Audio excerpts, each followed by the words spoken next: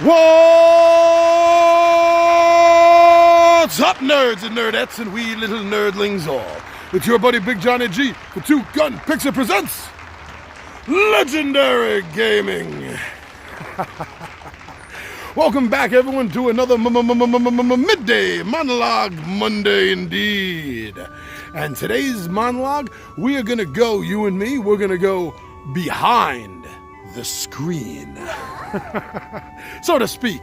So, with the running of the TSR's Marvel Superheroes, the role-playing game, I wanted to bring to you what it took for me to set this game up, to get things involved, what I was doing to prepare for running of the game itself, and the specific module that we're playing. I just want to spend some time. I want to talk about that.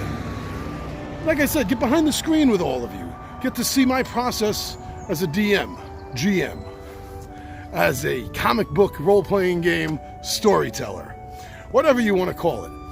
I have a lot of fun with this game. This game has been played by me and T-Bone literally since it first hit the shelves back in 1980. So to go back to it after all these years is very special and very endearing. But I really wanted to touch base with everyone about it, because the whole process of putting an RPG game together is a very fun process. It's a little bit involved. It really depends on the game that you're playing. And this particular one, like I said, is the basic set for the game, so it's not overly involved. Now, keep in mind that although I have always been the kind of DM who does believe in rules and uses them, I've never been a rules lawyer. To me, it's always about the fun of the game. As long as things make sense, or can be made sense of, that's the importance. Having fun at the table. So, I don't always follow every rule to the letter all the time, but everyone always has a ton of fun. Alright, so when we get down to the table, because I want to mix and match things up here, I want to show you some things literally from behind the screen at the table while we're really playing. So, we're going to be bouncing back and forth, a little bit on the bench, a little bit on the table, and we'll get through this. All right, everyone, thank you very much for joining me, and this is going to be a lot of fun. I'll see you down at the bench, table. I'll see you in a few places.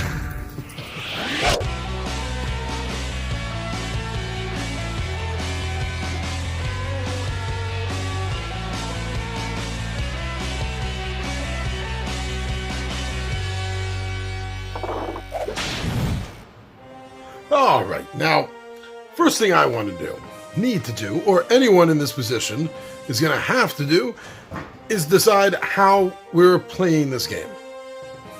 Now, my players have not played, other than T-Bone, players have not played this game ever before. So, in 1984, TSR came out with Marvel Superheroes, the heroic role-playing game.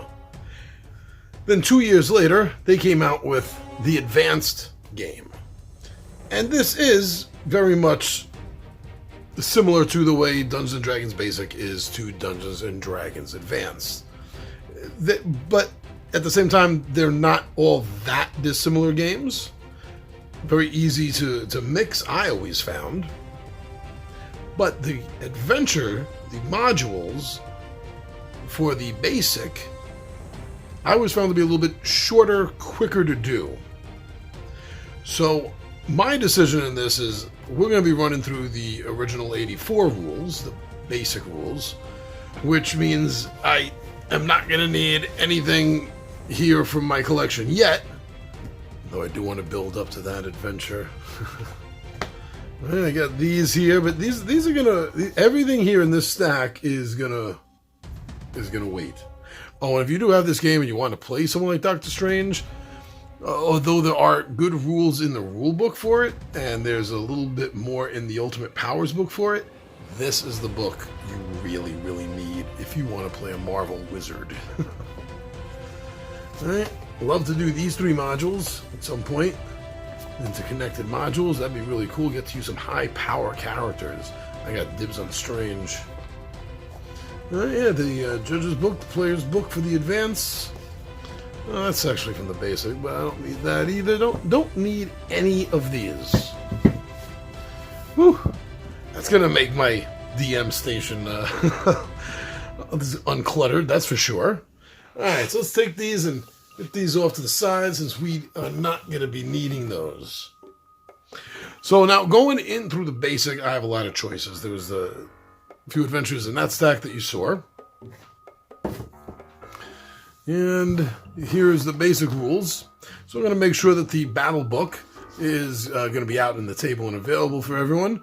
But I also believe that, I think Oregon Al, I think it was Oregon Al. I think he found PDFs and shared them with the gang. So, I'm going to make sure everyone has access to the rules. These rules are lighter in comparison to the later advanced, and the chart is slightly different as well. Phase rep, fighting, agility, strength, endurance, reason, intuition, and psyche. So these are a must, an absolute must for my campaign. The judge's screen, beautiful, always helps. You know what's really cool about this is...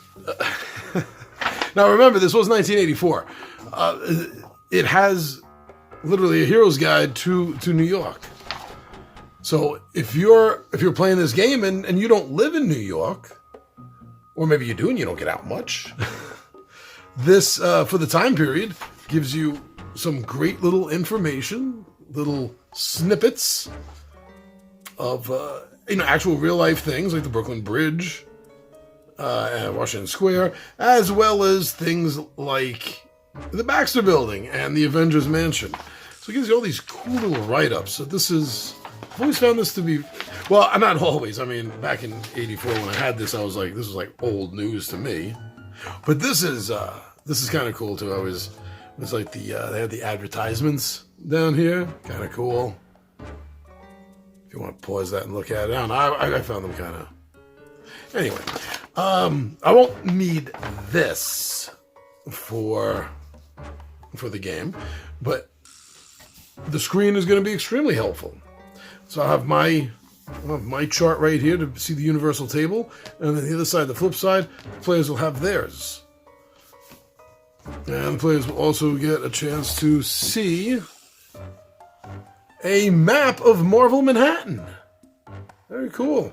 And Two Gun Pixie, by the way, is being filmed right about here. It has great little charts in it, like any DM, GM, storyteller-esque screen needs. So I'm glad that we got that. I'm definitely going to need that. I'm not going to be running through this module. First of all, there's not enough player options. I'm going to have at least 5, probably 6 players for this. So yeah, I could add in and bulk up the encounters, but the whole concept of me doing this and running a module is to have something quick and handy, run it through, let them get the feel of it, and experience a 1980s version of Marvel. So I'm going to skip on Day of the Octopus for this encounter. This is the one we're going to be doing. Yeah, I said that fast because I already knew it. So, Time Trap, Marvel Superheroes. Immortus brings an awful message from Limbo. Earth is doomed. Solar flares and atomic infernos will scour the planet in 2 days. Only the mighty Avengers can avert catastrophe by traveling through time itself. Can the Avengers change their own past and save the world? Or will the battle for Earth be lost in a horrible time trap? So these are the Avengers. Now, a really cool thing you might want to know about these, all of the Marvel TSR update books, source books, and modules, was the TSR team and Marvel worked very closely on this with the releases of this to keep them as updated to the continuing, ongoing serial stories that are the comic books. So other modules later on will have different lineups of the team because they're different, literally, time periods, and most of the time current from the time 1984 and 5 and 6, moving forward. Very, very current with the comic books, what's going on. It has a really nice touch that I always liked, especially back then. And from a marketing point of view, it's actually kind of brilliant because that means that every time the heroes in the comic books change, you have potentially new source material to sell out. Now, there's nothing else in here that I'm going to need. I have some more modules in here. And the maps I won't need because I'll be using the maps here. This has its own maps. Building maps, on the other side a park map. And oh, look at that, the Eternal Fortress. Yeah, so this is what I'm going to need. So I need the map. So there's actually nothing else for me to get ready and prepare from the box. I'm going to take that, get that out of here for now. So there we go. That's really right here is really all I need to run this for me and the gang. Now the next step is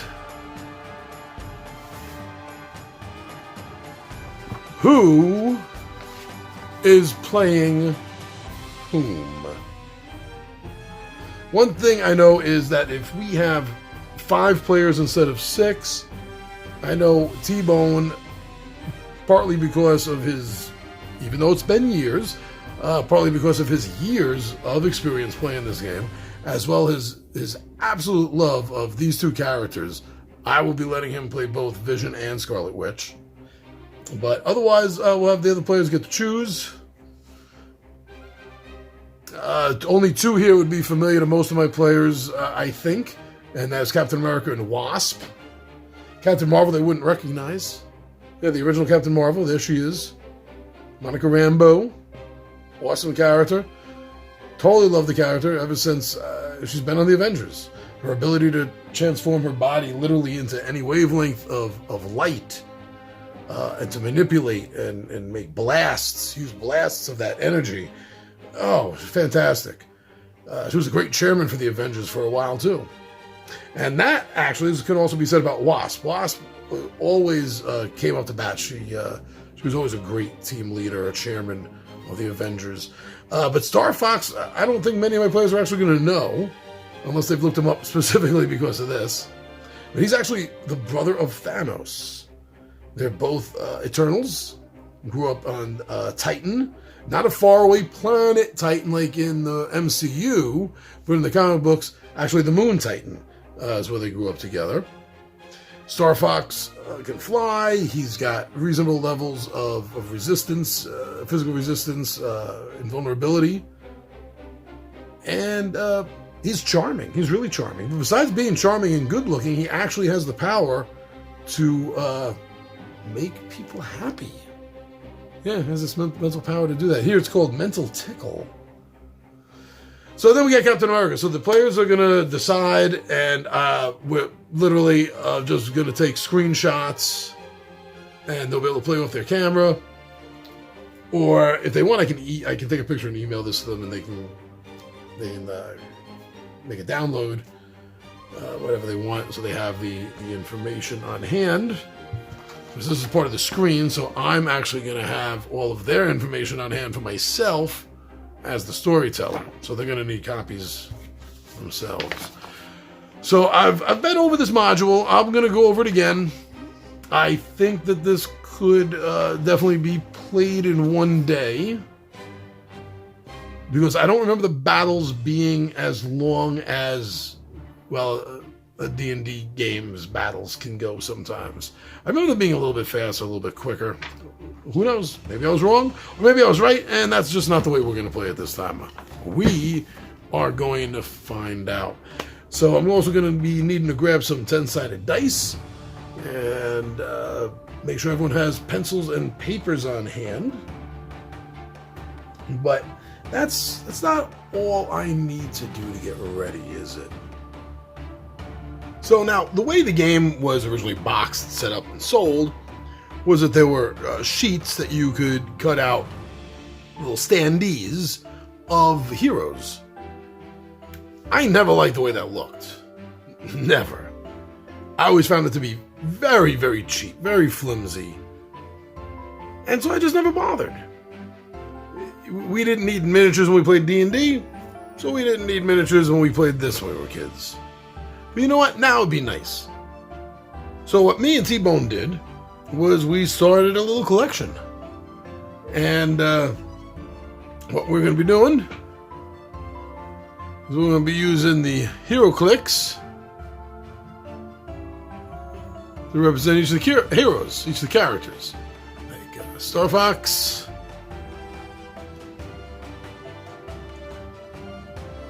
Wasp, Captain Marvel, Scarlet Witch,